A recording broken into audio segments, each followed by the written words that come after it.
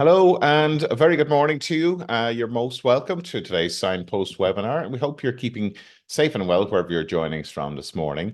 So today we'll be travelling to one of the most beautiful locations in Ireland, the Inishowen Peninsula in County Donegal.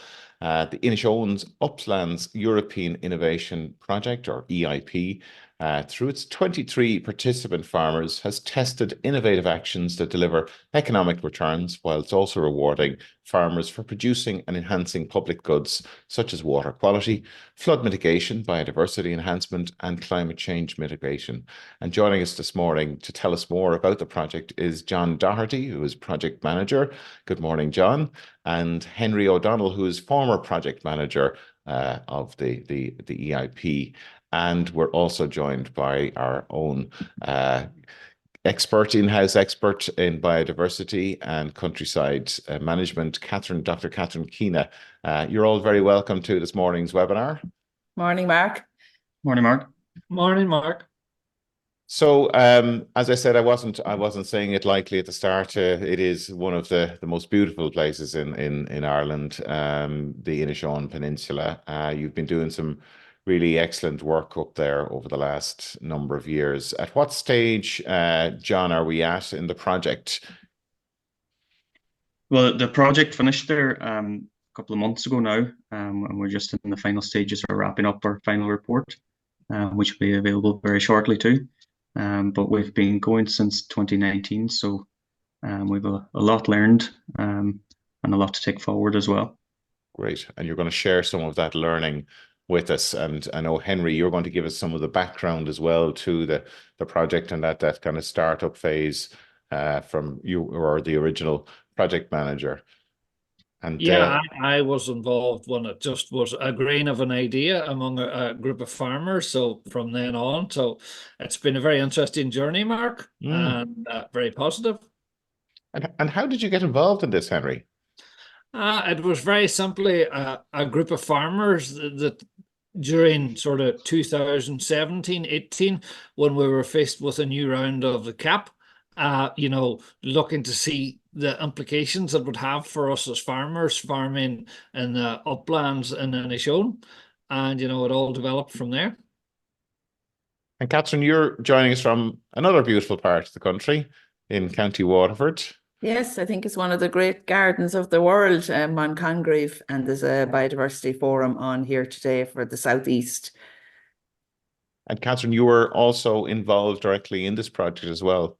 I was just on the steering group, so yeah, worked with Henry all along. Yeah. Right. So we have the insight from all of the different perspectives this morning. So we're going to, I think, get started on the presentation. John, I think you have the presentation you're going to share from your side. And Henry, you're going to kick us off then with your few slides. Just while you're doing that, we'll just remind everybody that we have a Q&A tab at the bottom of the screen, and we want you to send through your questions. This is a great opportunity to have your questions answered by John, Catherine, and Henry. And we also have today's session, which will be available on the YouTube channel. So again, just remind everybody today's session is recorded and will be available on our YouTube channel over the next few days. So John, we'll get into the presentation and encourage everybody to ask lots of interesting questions. And we might also delve into the whole process of establishing an EIP, because I know that the Department of Agriculture has recently launched a number of calls for EIPs and will be launching further calls in the next weeks and months. So that's maybe something that people might be interested in finding out about. So John, Henry, we'll hand over to you, Henry. Yes, Mark.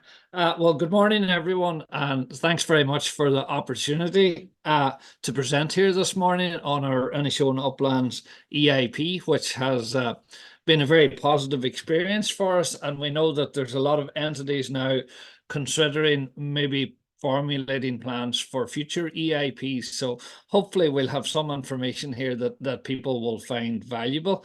Can you move on to the first slide there, John, please?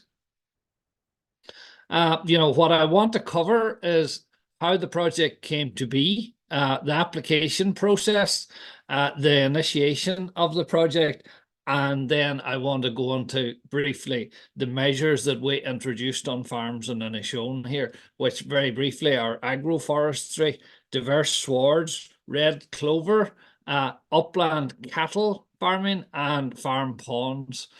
So that's what I want to cover today. Next slide there, John, please. Well, if you cast your mind back 2017, 2018, farmers were faced with a new round of the Common Agricultural Policy. And, as farmers, we were very curious as to the implications that was going to have on us as farmers. We were also at the time introduced to what then was the new Agri-Environment Scheme, GLAS. And, we were very interested in the implications of that. We looked at GLAS and we felt it was a very broad brush scheme that measures were for farmers all over Ireland. And we felt that, the relevance of some of the measures just wasn't great for Inishowen farmers and especially for upland farmers. So we were concerned about that.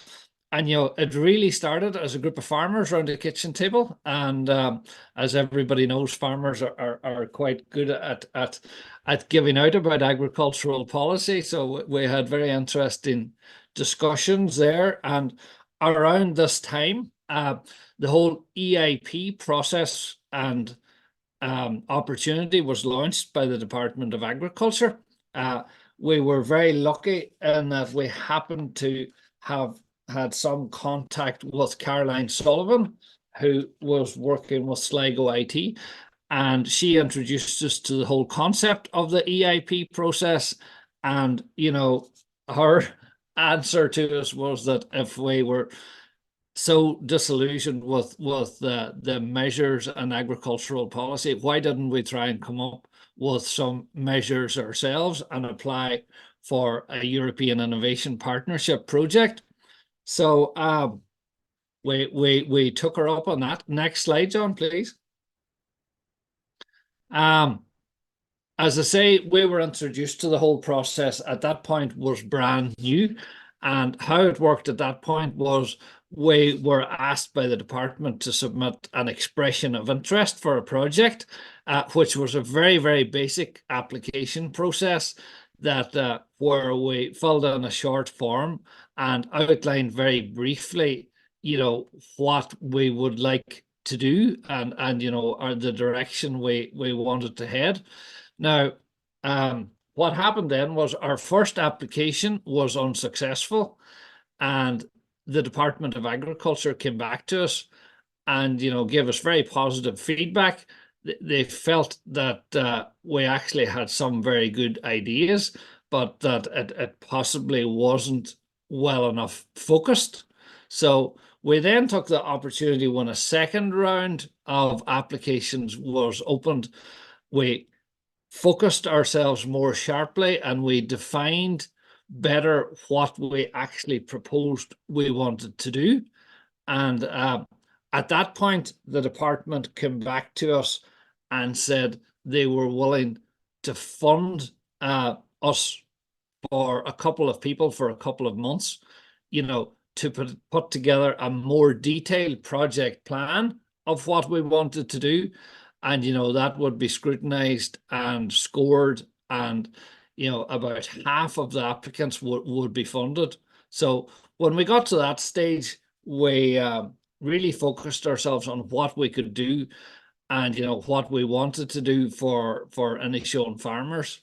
And, some of the key things that concerned us was that, the costs farmers incurred having to carry out measures on their farms for agri-environment schemes. And, we were very adamant from the word go that there really could be innovative measures designed that would mean that farmers could deliver for environment, biodiversity, and water quality, but with a bit of innovation that the measures required could also improve the sustainability and the financial returns from the farm. So, that was a key aspect to our project from day one. We wanted to do something that worked for Inishowen farmers, that actually delivered an economic return while also delivering for our paymasters in the EU. And we really felt that, there didn't need to be a compromise between the two, that with a bit of innovation and using modern ideas and adjusting them to our farming systems, that it would actually work for the farmer as well as for everybody else in the community and deliver for the environment. So when we completed our project plan, thankfully we were successful, and we were funded. We got a budget over the 5 years for almost €1 million for farmer action and to implement and administer the scheme. So next slide, John, please. So for people out there that may be interested in the whole idea of setting up an EIP, what we had to do at that point, we were still really a group of informal people around a kitchen table. So to deliver the EIP, we had to set up a legal entity. Our entity is called Inishowen Farm Innovations, and it's a company limited by guarantee. It's not there to make a profit or anything else. Its sole purpose is to administer the schemes and provide an entity that has good governance and that is fully defined for drawing down EU funds and managing those funds. So that was a relatively simple operation. We then gathered together an operational group, to deliver the project and, to take on board all stakeholders in the community and indeed in the wider region of Ireland. And that's where we were very lucky to have Catherine Keena from Teagasc joining us with her vast expertise. We had other people like our local leader entity joined it. We had Stephen Mahan from Teagasc as a forestry expert who provided a massive amount of information for us on forestry and agroforestry. And we basically appointed an administrator then, Ronan O'Doherty, and that was us good to go. Next slide, John, please. I want to now talk to you about the measures we introduced. As I said to you, all the measures we selected, we felt there was a valuable return to the farmer in creating these measures, as well as for environment, water quality, biodiversity, and climate mitigation. So agroforestry was one measure that we were very keen on. There's no history really of agroforestry on Irish farms at all. And we felt, that there was an opportunity here. In Inishowen, up to that point, forestry has been perceived as very negative. When I look out my farmhouse kitchen window, I see 3 family farms totally planted in Sitka spruce.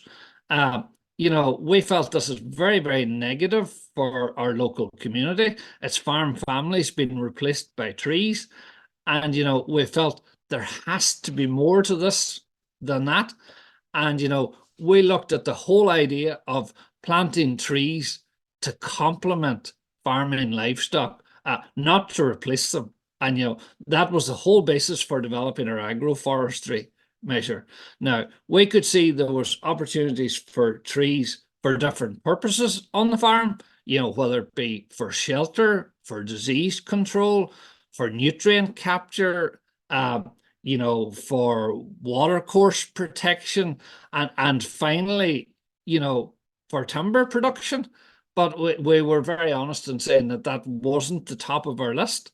Other areas, if you set your mind back to the time we were creating this proposal, we had massive floods here in Inishowen in August 2017 that done a massive amount of damage. And, we felt there has to be more that we can do as regards flood mitigation. And, trees and agroforestry has a huge role to play here. And indeed, all our measures really have implications for flood mitigation, which is a kind of a common thread through our project. The other thing I'll mention on agroforestry, which was hugely negative at the time, the perception among farmers that, land eligibility would be affected by planting trees. And at that time, we were very lucky to get a derogation from the Department of Agriculture that any areas we planted in trees were fully eligible for all payments. And that was a huge block to farmers at the time. And, the new eligibility rules and the new agroforestry scheme have somewhat mitigated that now, I'm glad to say. Next slide there, John. Diverse swards at the time, 2018, there was very, very little conversation about diverse swards. At that time, farmers were being advised to reseed with perennial ryegrass, and in a low input, more extensive farming system, that wasn't working because the modern perennial ryegrasses are designed to be fed. And our extensive farmers here in Inishowen, that wasn't happening. And farmers were ending up with a worse sward than what they started with. So, we looked at diverse swards as an alternative. And I'm very glad to say at this point, policy has actually passed us out where diverse swards are quite mainstream now. And we're very glad to say that, we were at the start of that conversation, so we're very happy about that. Next slide there, John. Red clover, again, we saw this as an opportunity maybe to engage, some of the practices organic farmers were carrying out, where our current silage making system was expensive with a lot of inputs and a lot of poor quality silage being made. So, red clover, with its fixing capacity for nitrogen, was hugely appealing to us. And again, huge issues around water quality were mitigated by using red clover swards. The high protein content of the red clover silage, meant that our farmers could use less concentrate feeds, which was saving them money. And, the rooting structure of a red clover sward was the deep tap roots of the clovers, again, had huge implications for water infiltration and again onto flood mitigation. Next slide, John. The upland cattle, I find a very interesting measure, and there's still a lot of work to be done here. But at that time in Inishowen, we have lots of uplands, and really the elephant in the room was that they weren't being used. There was issues coming down the road about agricultural activity for the simple reason that hill sheep weren't profitable. And I have mentioned labor intensive, but that doesn't really catch it. It's the physical labor involved in managing sheep in these upland situations. It really didn't lend itself to our aging farming population, and that was putting more pressure on it.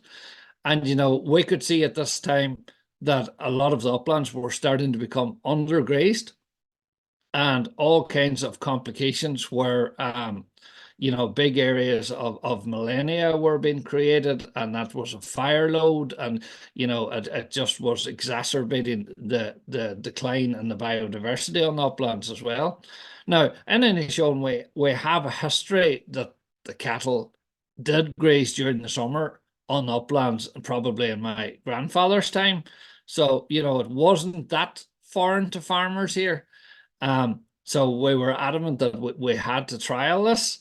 And from a financial point of view, the reality is that uplands were a free grazing platform for farmers in Inishowen that they weren't using, because there's absolutely no costs other than the management of the animals.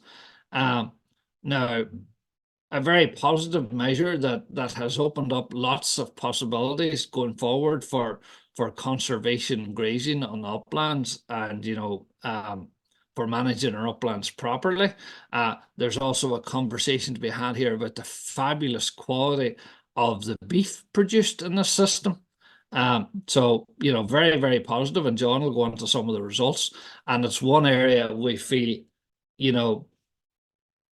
there needs to be more research and more activity carried on so that we can fine tune it, with the use of GPS collars and all kinds of modern technology, which really make it very easy. Next slide there, John.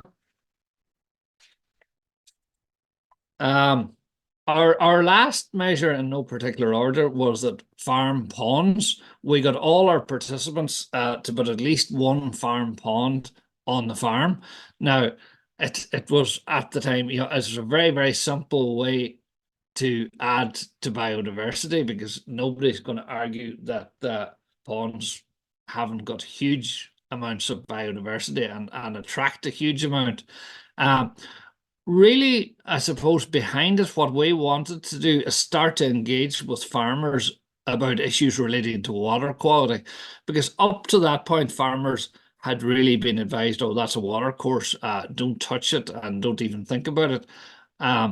Whereas we wanted to start the conversation with farmers, what is happening water on your farm? What do you need to do to protect it? What can you do to improve the quality of it? And what can you do also for flood mitigation? So our ponds were a great success. From a farming perspective, there's a few of them are actually an alternative water supply for the farm, which is very positive. And, we can see in the future the whole area of micro hydro generation as something that has potential for farmers. And again, back to the common thread going through our project, flood mitigation, massive implications on what farmers do with ponds and drains and water courses on their farms. And again, connected into agroforestry as to what can be done. Next slide, John, please. Not going to go into this too much at this point.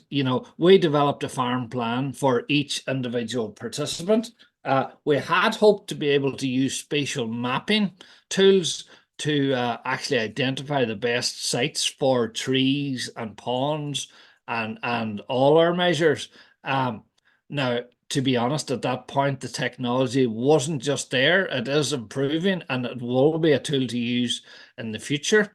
I mentioned existing schemes. We took the decision early on that any areas that the farmer had engaged with a glass contract, that we didn't touch them at all, because our objectives were different and we didn't want to interfere with the farmer's eligibility for glass. Next slide, John.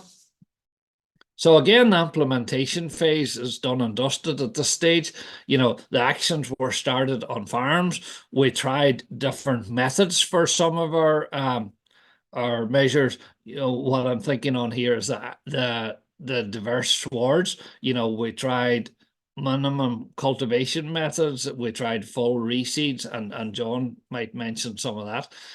We measured our animal performance on the uplands. We measured weighed animals before we put them on, and we weighed them when we took them off. We had KT groups for our participants, to get a consensus on how our measures worked. And then we had COVID, which was quite difficult, to say the least. And then John Doherty took over because I moved to Acres CP Donegal here. And, to conclude, I suppose, what we found very much that the sum of our measures was more than them individually. What I'm saying there is, the measures, when you take them all together, added much more to the farm than they did individually. And, it was a very positive experience. Next slide there, John.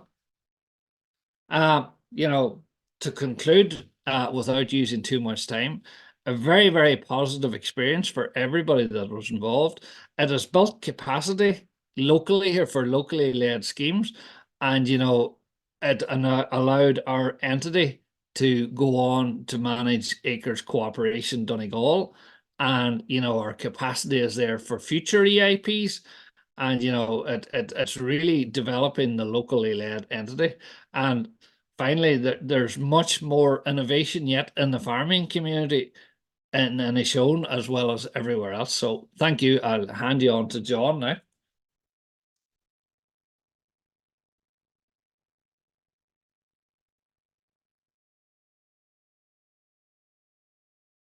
Hi everyone.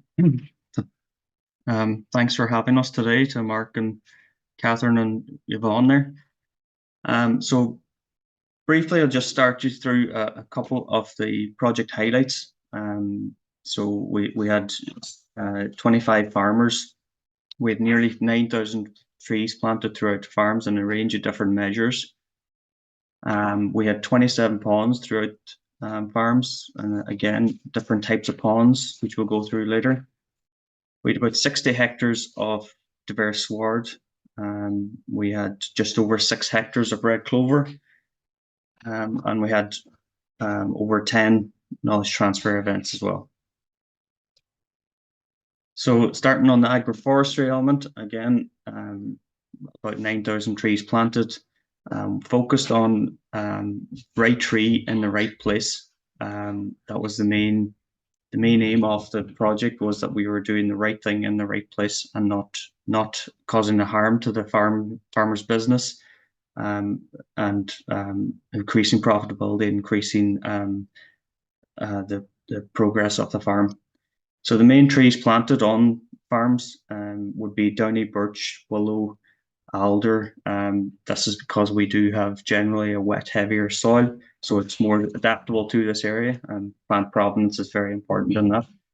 And then on the slightly better areas, we were going with the oak, the Scots pine, and the rowan as well. So as Henry mentioned briefly before about the perception to agroforestry, it was a big issue at the start of the project. But once the derogation was got there that the land was going to stay eligible, it increased planting. This is a chart from the farmers from the scheme. They see that agroforestry plots, over 80% of them see that agroforestry plots are beneficial on the farm, that farmers want to add shelter, want to add trees to the farm. It's just the red tape around it is the issue. So we had different types of planting carried out throughout farms, between riparian strips or zones, green living barns on productive areas. This could be rocky outcrops, an awkward corner or a field, a wet, rushy area. We had pond bren style hedges, and again, shelter belts, most popular area planted. And from the bar chart here, you can see that the main reason farmers are planting these trees is to increase shelter. We have very high winds up here in the Inishowen Peninsula. We get a fair share of rain, so shelter is very important to farmers up in this part of the world. So we had 3 different types of planting through the scheme then. Option 1, and as you can see in this photo, is an enclosed area with trees planted with no tree guard. So these could be used for riparian zones, for living barns, for using on productive areas, etc. And then option 2 was an area with an enclosed area with a tree stake as well. So again, similar rules. It could maybe go in a bit more of an exposed site. And then option 3 was an unenclosed area with a tree guard and a stake as well. So the option on the left there is with the plastic tree guard, which is suitable for sheep. And option, or on the right hand side there, sorry, is the cactus tree guard that we've used. That's suitable for cattle as well. And there's been no issues with cattle scratching or sheep scratching off those either. We did think at the start that these were very suitable for exposed areas to help encourage the tree growth, but we've actually came across issues that it encourages the growth the growth of the tree to get too strong at the top. And then whenever the wind starts catching it, then it can cause a lot of tree damage. So it's better suited to sheltered areas where you want to increase tree cover. So our findings from something like agroforestry, there is a substantial untapped potential in agroforestry across a range of areas on farms. But that flexibility has to be there to allow the farmers to plant them to their specific needs. So if they want to increase their shelter, if they want to make use of productive areas, if they want to create living barns, which will allow them to get lambs and calves out earlier into the farms, that flexibility has to be there to allow that. The strategically planting of trees on farms can help the farming enterprise and can help many environmental issues such as water quality and flood mitigation as well, as it can hold back so much water. Now, as the EIP is a short scheme, the trees on the participant farms are only really starting to show these benefits now for the shelter and water quality on these riparian areas, starting to create that. But we expect another 3 years minimum before animals are expected to get back into these living barns and get access to these areas again. So the new native tree area scheme without deforestation license is an improvement, but we can see a benefit in planting smaller areas. So we had, I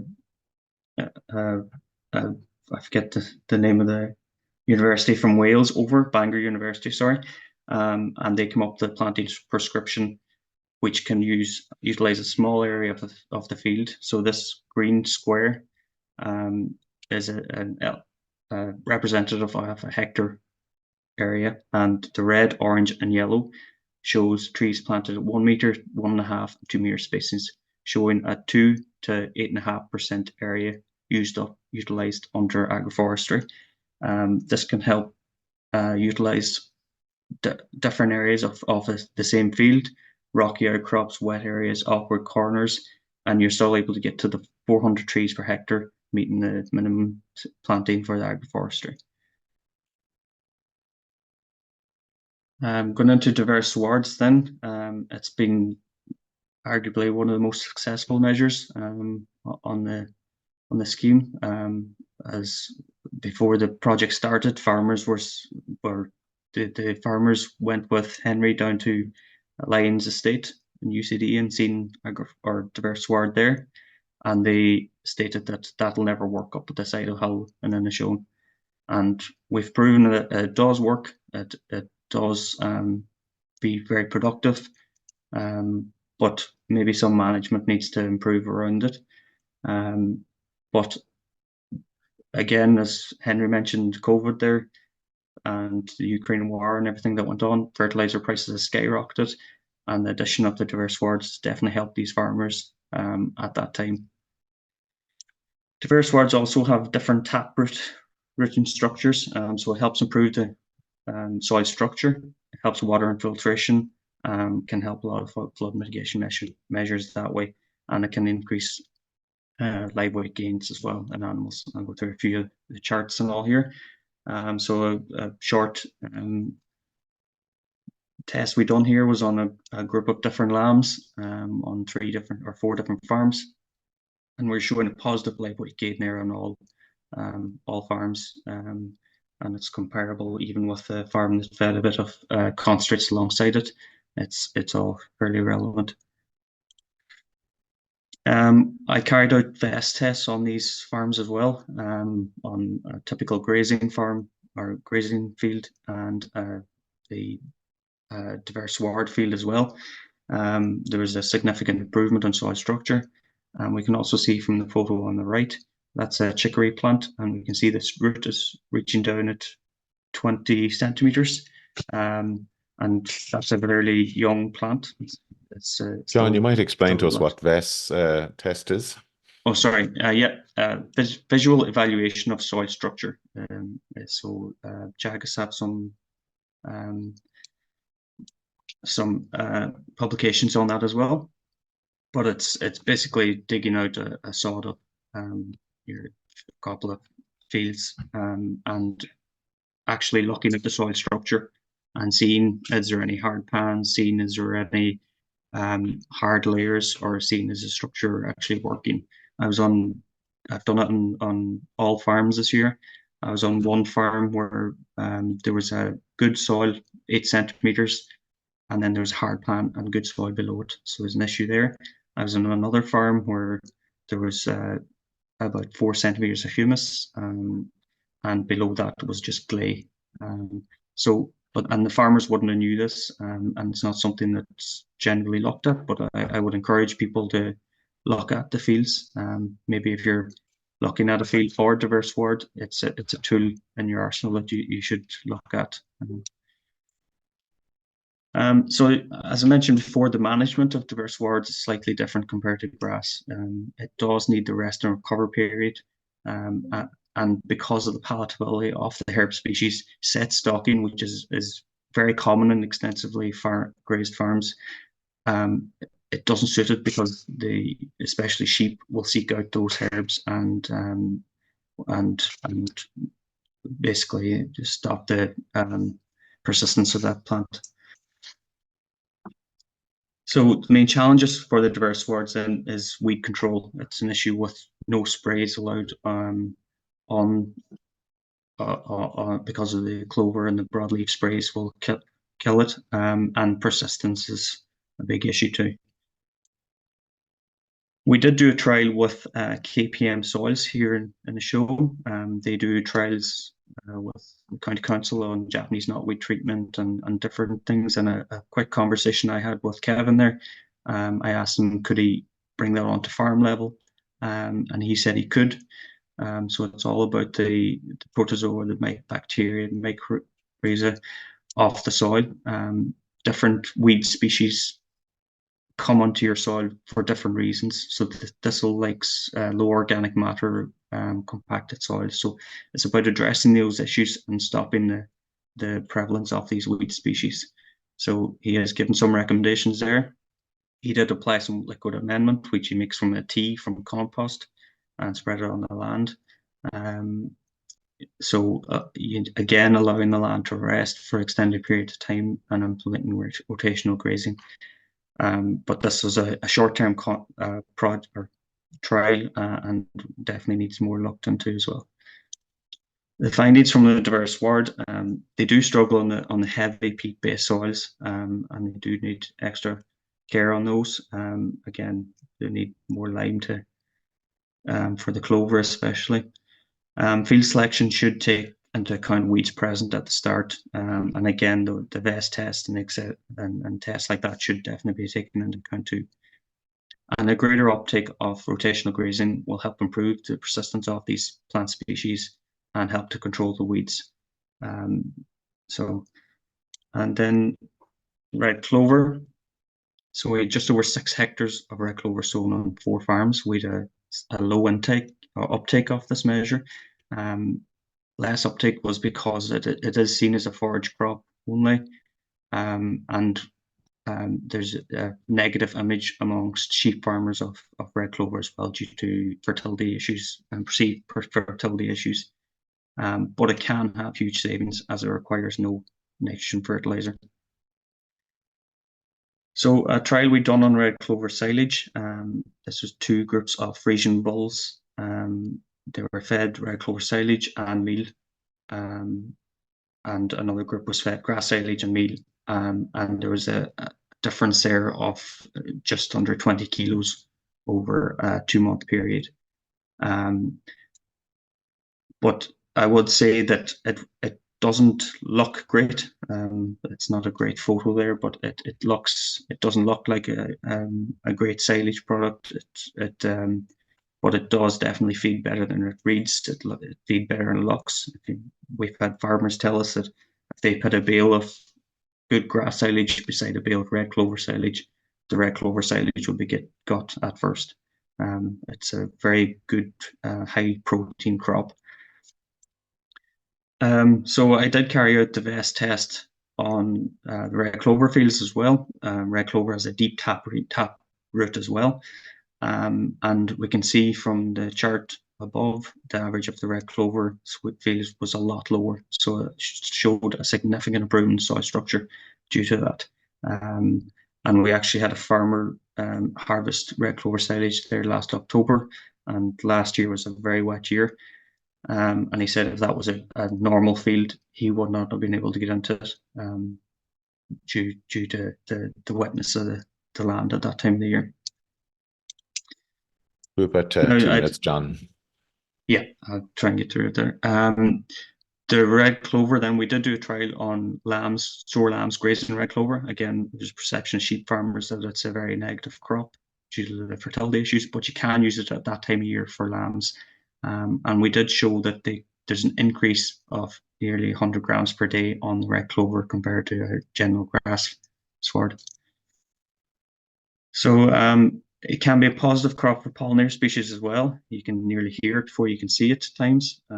Docks can be an issue as they favour the nutrient-rich soil, but it can be a symbiotic relationship as the tannins in the docks can help reduce any bloat issues. There is extra wilting required, but there's slow uptake due to the unknown value of it, and there definitely was more interest in it towards the end of the project as well. So then we had upland cattle. We had an average of 144 cattle on the uplands per year using native or Irish breeds. No fence colours were used from October 22 as well. So as Henry mentioned, we did weigh cattle before and after they went up, and that shows their average daily live weight gains. The yellow is the young stock, so anything under 2 years, and the orange is mature stock, so your cows and your bulls. So showing that your cows with calf underfoot are still performing up in the uplands during the summer months when they get access to that good millennia grass that time of year. The millennia grass, as we know, has always been looked at as high feed value in May, June, July. So what we done, we tested it to see how late in the year, as we know farmers are low stocked in this area. If their uplands is getting too strong, they need to extend the grazing period to help bring those areas back under good condition. So we tested it under the metallizable energy, and this black bar is the minimum needed, and for the Galloways, and the orange is for Dexter's.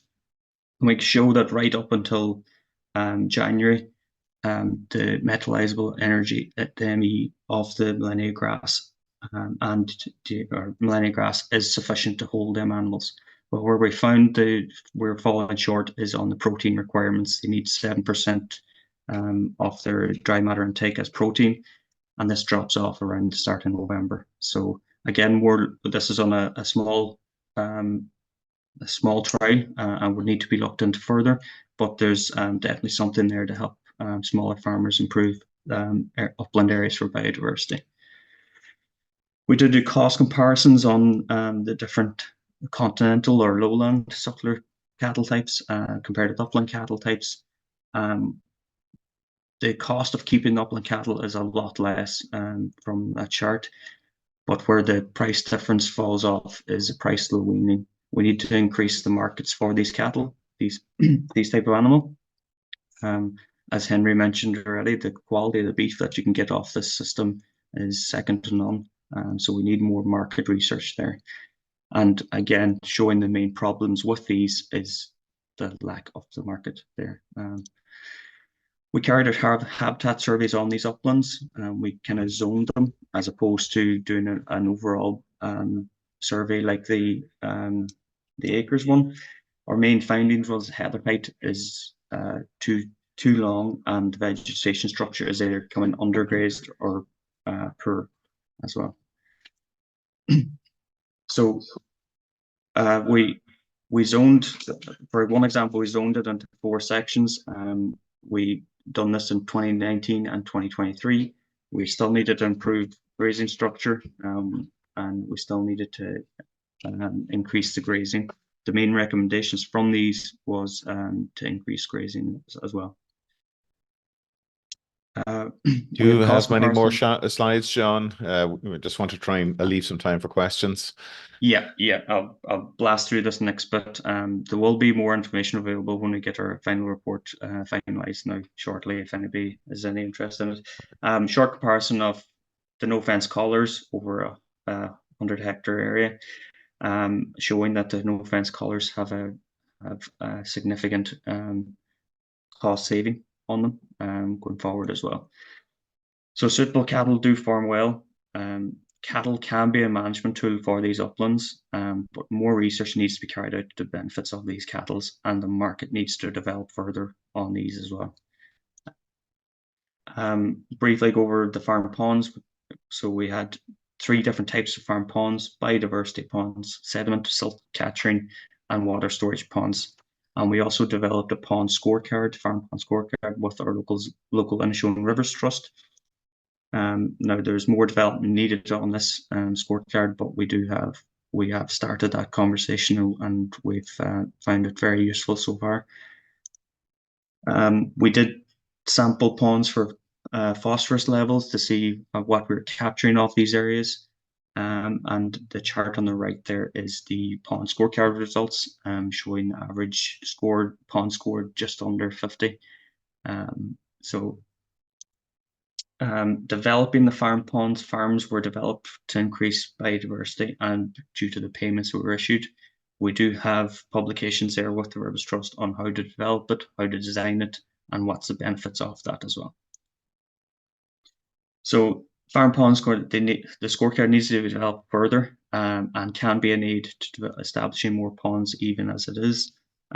More detailed guidance can help further develop the pond functions on farms, which I think is very important to add that function to farms.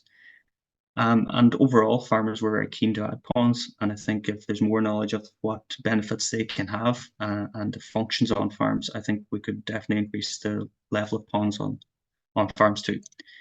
Now we have developed an Inishowen Uplands Farmers Handbook, which is available. If anybody wants a copy of it, please get in contact. And last 2 slides. The key recommendations from the uplands is agroforestry is an important tool to target climate change. Farmers are willing and able if suitable supports are present there. Diverse ward management and weed control require further development to increase persistence and uptake across Ireland. Red clover forage crops require development for smaller farms to increase output, and trials with sheep farmers and with further crop rotations in mind as well. Upland cattle markets need to develop in a way that will ensure the ecosystems services that they provide are recognised and paid for as well. Farm pond functions can be a huge asset for the flood management, water quality, biodiversity going forward as well. And our key findings from the EIP itself, timeframe can be short. We haven't seen the full quantifiable measures from some of our measures. Innovation has to be ongoing from locally led farmer schemes, and farmers want to be part of that journey, want to take them learnings with them. Farming alongside targeted measures can help improve environmental resilience on farms, and targeted measures on farms can help ensure that farms are not reducing performance but increasing resilience for the future. And that's me.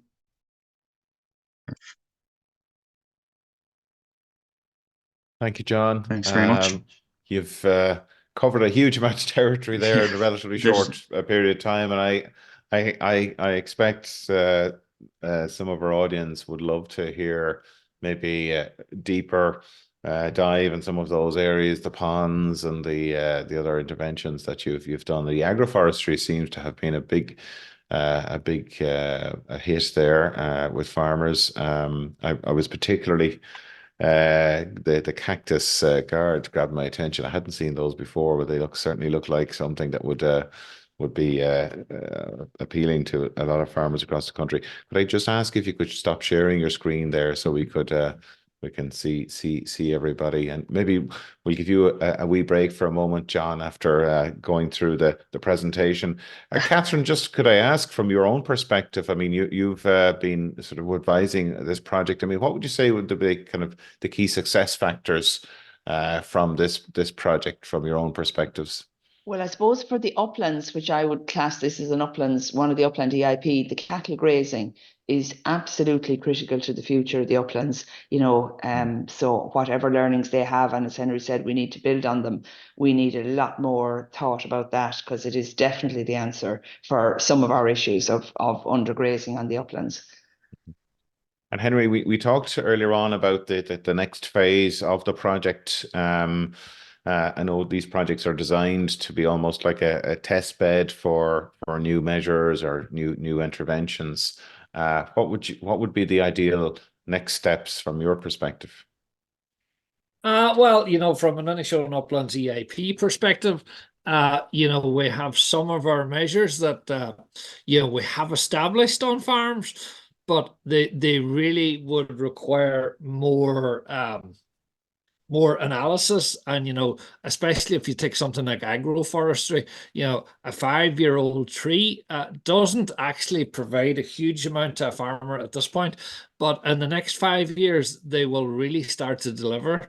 And we need to engage and measure that development, and see the implications of exactly what does happen. And there's loads of potential there, to measure the longer term benefits.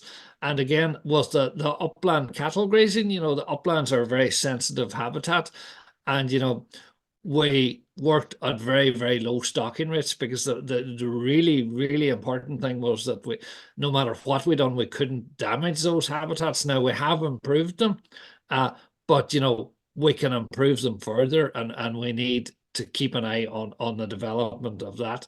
And as I say, as Catherine says, there's just so much potential there going forward, but it needs to be managed properly. And we need to use the modern technology that's coming on stream now too, like in collars and that type of thing. I'm conscious we have some interesting questions coming in, Catherine, if you want to. Yeah, just a couple of specific ones there for the multi-species swords. Rather than the phrase is loading lime onto peaty soils to support the current suite of species, would it be good to develop and test alternative species to use as a diverse sward mix for peaty soils? Yeah, well, I might just cover that one. The diverse sward journey has been very interesting, and we have looked at the mixes used, and we started off with a very complex mix, and we ended up sort of with a 6-way mix with 2 clovers, 2 herbs and 2 grasses. But there's still massive potential in other grasses, that not necessarily perennial ryegrass. And there's much more work could be done there. There's a huge variety of a number of varieties of grasses that haven't really been trialed in these heavier peaty type soils. That there needs to be much more work done there. There's more to life than ryegrass, let's say, and it's not all there yet. Just was any riparian strip planting carried out in an SSC, and if it was specific approval required from the NPWS? Well, we engaged very, very closely with NPWS before we done anything.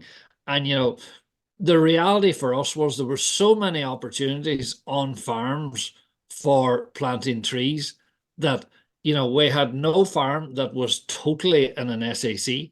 And, we just used the other opportunities because, we are aware of the statutory regulations where, you need planning permission for fencing in an SAC unless it's just replacing a fence. And, there's a whole area there again that, there's huge positives to doing these activities in SACs. But at the moment, the legislation doesn't allow for it. But, that conversation is being had. And hopefully that can be developed, because we have to work within the regulations, but sometimes some of the regulations prevent good work. So there is a lot of development needed. Just on that question, I think, John, you mentioned about the red tape associated with agroforestry that was somewhat of a constraint, or maybe slowed things down. What were the issues there? Just on that last point as well, sorry, I'll just mention that there was farmers wanting to plant trees in SACs and NHAs.